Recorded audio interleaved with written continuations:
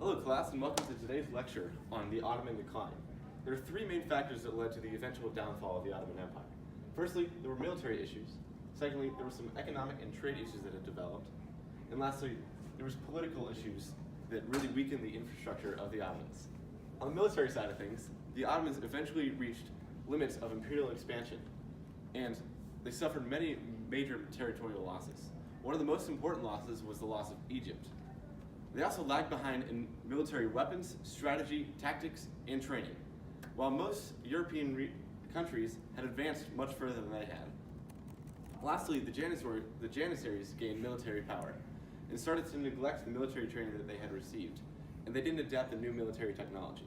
This led to a lack of unity within the military. Secondly, there were some economic issues that had developed. The textiles and manufactured goods created by European industrialization flowed into the Ottoman Empire and put lots of pressure on the local artisans and craftsworkers. This led to significant revolts by the working class. There were also capitulations, which caused the Ottomans to not gain tax money from foreign merchants.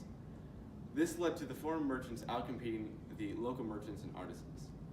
And lastly, the volume of trade significantly decreased as European countries shifted to the Atlantic Ocean basin, where the Ottomans had no presence at all, or they would just bypass the Ottoman trading post to trade with their partners in India or China. Lastly, there are some political points that really brought down the government. Firstly, there was some economic development that soon solely relied on foreign loans. The Ottomans soon lacked resources to maintain their costly bureaucracy. There's also an increase in taxation of the peasantry that led to reduced agriculture production and revolts from the peasants. The sultans also became lazy and decided not to work on government, but rather their own personal values. And lastly, towards the end of the empire, the government depended on too many loans that they could not pay back. Now we're going to watch this reverse engineering an empire to get a deeper look into the Ottoman decline. Economic issues, corrupt rulers, military decline, revolting subjects. All these are factors that will equal to the decline of an empire. Starting in the 17th century, our friends from Istanbul began to see serious problems in many areas of their society, which soon added up to a devastating decline.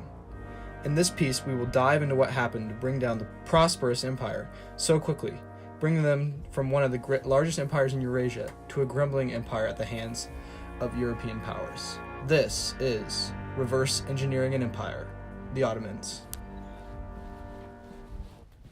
When I think of the Ottomans, I think of the fall of the Byzantine, stealing Christian babies, and stubborn industrialization, and delicious, delicious turkey. Hello, my name is Wiederpeller, and this is the fall of the Ottoman Empire.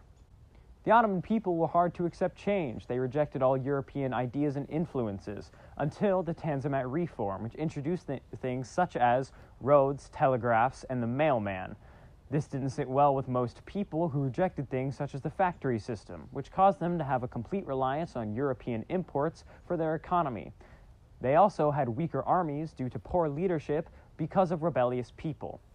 The Ottomans fell behind and disappeared into history.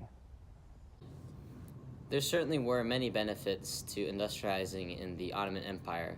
For instance, there were military reforms that would allow them to have better strategy. However, they did not adapt most factorial industrialization like the Europeans did, so their technology in the army was not as strong as Europeans, so they did have the ideas present, such as Enlightenment ideas and others.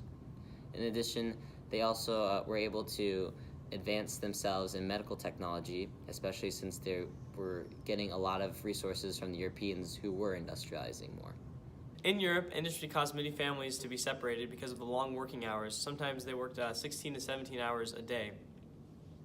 Also, many farmers were put out of business because of the new farming techniques that were made, which caused not as many farmers to be needed. And in the Ottoman Empire specifically, many riots were caused because of the poor working conditions.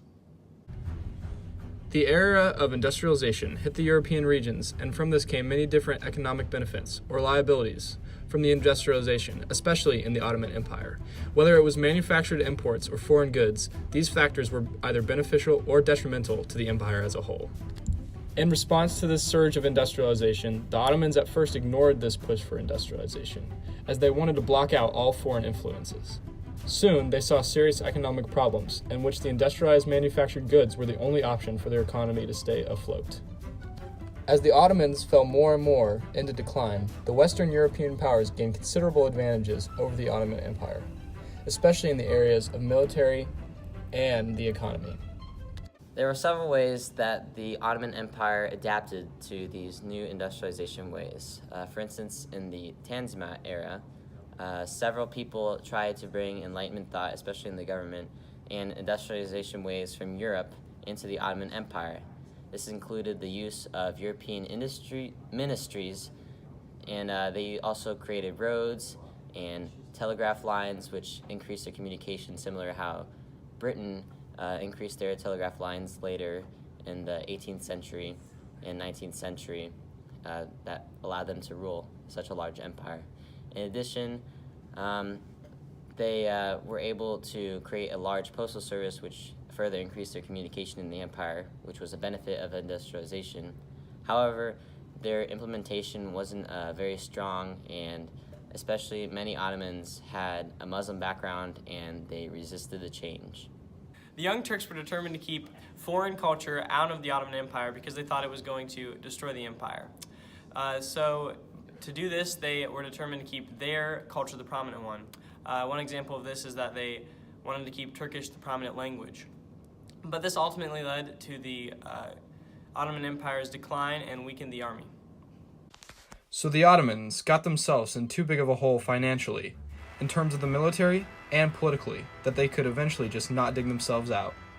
Whether it was reaching the limits of military expansion, signing unequal treaties such as the capitulations, revolting janissaries, or the introduction of industrialization, the list goes on and on for factors that led to the decline of even the most powerful empire, like our fellow Ottomans.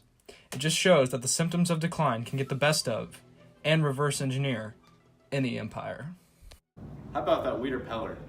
Lastly for this class, we're going to finish up with some old Granny Jean with some Crash Course. Hi, I'm Gran Jean, and welcome to Crash Course World History.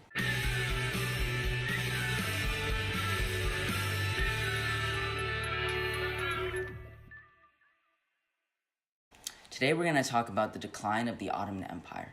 And we're not just going to talk about how they declined, but how they responded to their decline. And no, it wasn't because of the Mongols. Mr. Jean, if it wasn't the Mongols, then who was it? Well, me from the past, I have the answer.